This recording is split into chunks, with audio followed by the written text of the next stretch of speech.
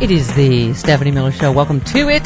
6 minutes after the hour. Coffee with sexy liberal Carlos Alzraki coming up in just a bit. 1-800-STEP-12, the phone number, toll free from anywhere. Well, we're obviously having so many conversations about income inequality. Whether it's how Bernie Sanders is resonating, and Hillary's been talking about it. Absolutely. American Mojo Lost and Found is a new book by Peter D. Kiernan, award-winning author of the New York Times bestseller Becoming China's Bitch. Love that title. That title. Good morning, Peter. Good morning. How are you today? I'm thrilled to be having you on. This is like the topic of the moment in America. Well, thank you. I have to say there must be 20 people running for office these days, or close to it, and everyone running for president seems to want to capture the middle class and be their champion. Well, and you must it's hard for all of them to agree on that. But yeah. we are. And I love even Republicans talking about it. You're like, wait a minute, what now? What would you do about income inequality? I mean, this book, I love the way, because it's told through individual histories, right? Of how the middle class flourished under unique circumstances following World War II and then up to present times, right? Yes, I have to say that there's a friend of mine on NPR has a line I love, which says, the universe is not comprised of atoms, it's comprised of stories. Right. And the story of the middle class is not a demographer's digit or some chart or graph. It's all individuals. And most everybody listening has been or is a member of the middle class. Most of the readers of my book will be middle class. It's the majority of us. And so it's written with great respect to our majority. Right. Well, I mean, it is interesting when you talk about, their rise over the course of the 20th century, as well as its currently imperiled state. Talk to us about what that means to you, because a lot of people just say it, but tell us, in your sort of researching all this, crystallize for us why. Sure. One of the things that's happened, Stephanie, is that for a long time we tended to look at the middle class as kind of a chunk of granite. Here's what they are. And frankly, back in the days of the 50s and 60s, it was essentially a white experience. Right. That's changed over time, and today the middle class is much more dynamic. It's become a sort of a mapmaker's nightmare. So it's better to think of it as an atom with a core and then lots of electrons spinning around it with people going in and out of the middle class all the time. And that is where the real trouble lies, that this dynamism is well ahead of our policies to cope with it. And so the middle class is stuck in a real tribulation.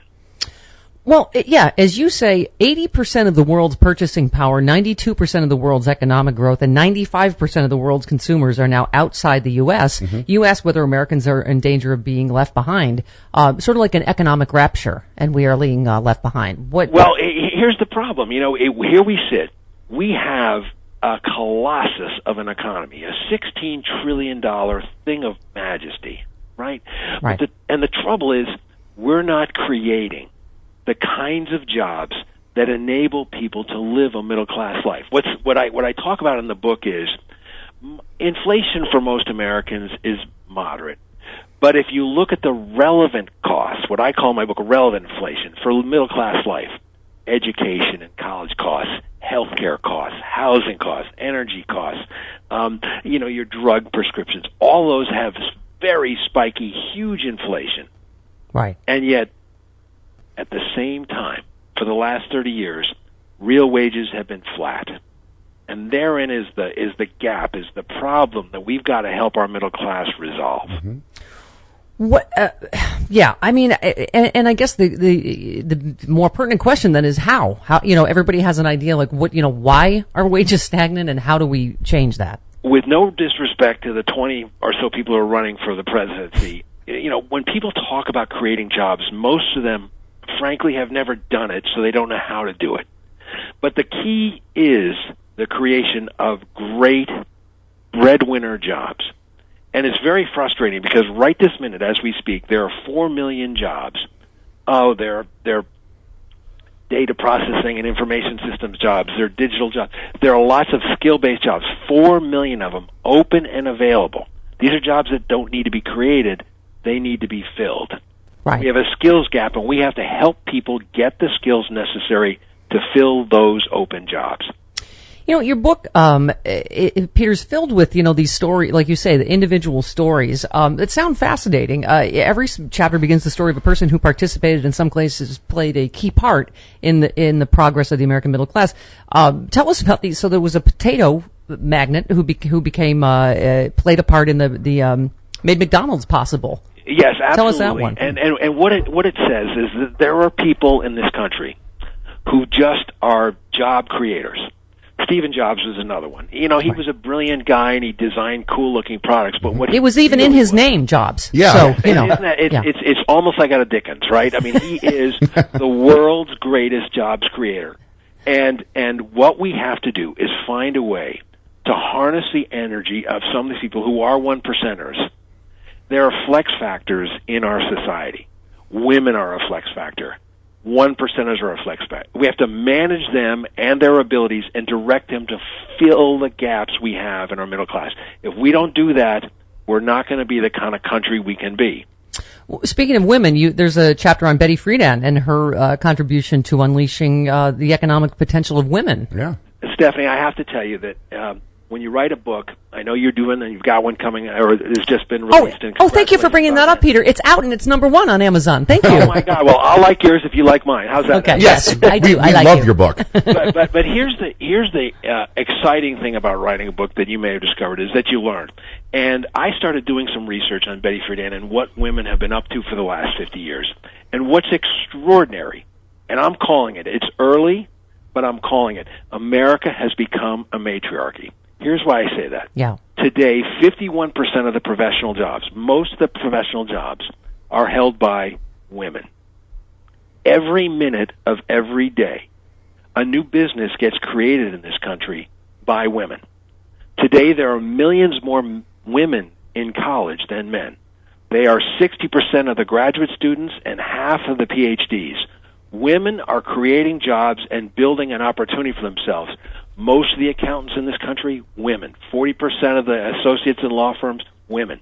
Yeah. I've never seen a group of people so brilliantly position themselves. And so it's not a surprise that 40% of the households in this country now, the lead or sole provider is a woman, and we're on our way to majority. Well, Peter, I'm a job creator. I mean, granted, only a couple of jobs, but just this guy and then that guy. But and that guy over there. Okay, 3. But better than nothing. It's actually a perfect case in point that the jobs that we're talking about, the 4 million high-skilled jobs we're talking about, are multipliers.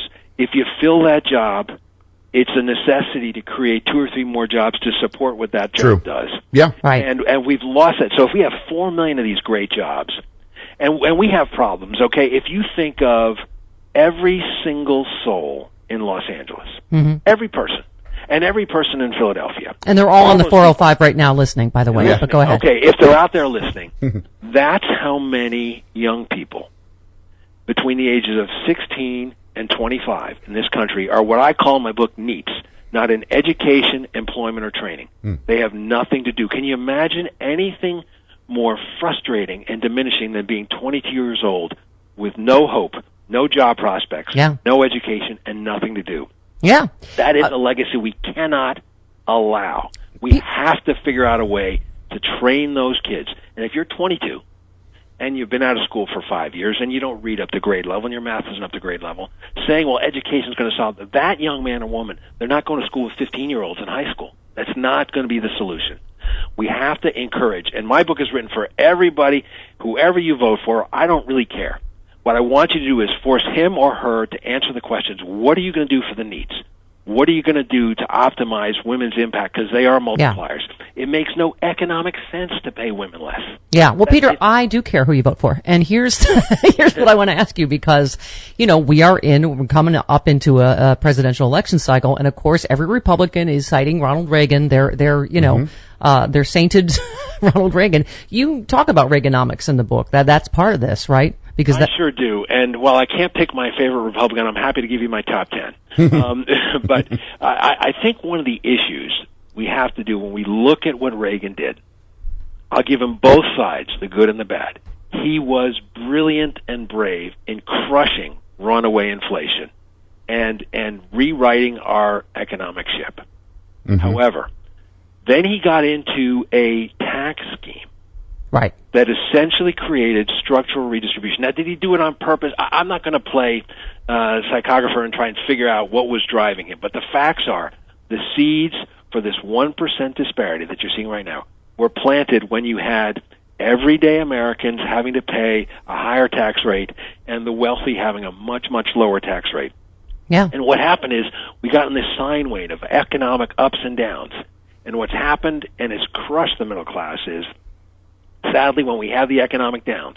Well, I've had my umbrella up, my economic umbrella up since the 80s, and still no trickle down. There is no trickle down is a fantasy. Okay, there is no connection between the Dow and the cycle of poverty. I've spent my last 30 years, most of my free time, with an organization called Robin Hood, which you may not know in Los Angeles, but it's a poverty-fighting organization in New York City. And what we've seen is there is no connectivity unless you make one, unless you build a bridge between success in the Dow and the well-being of the people, particularly in the middle. Yep. They're getting left behind. Peter, it's fascinating stuff. American Mojo, Lost and Found. There's a link to it up at Stephanie Miller Show Facebook. And thanks so much for taking time for us. It sounds terrific. Thank you so much. I love being with you, and great luck with your book. Thank you, sir. You too. All right. All right. Buy both our books. Buy both our books. All right.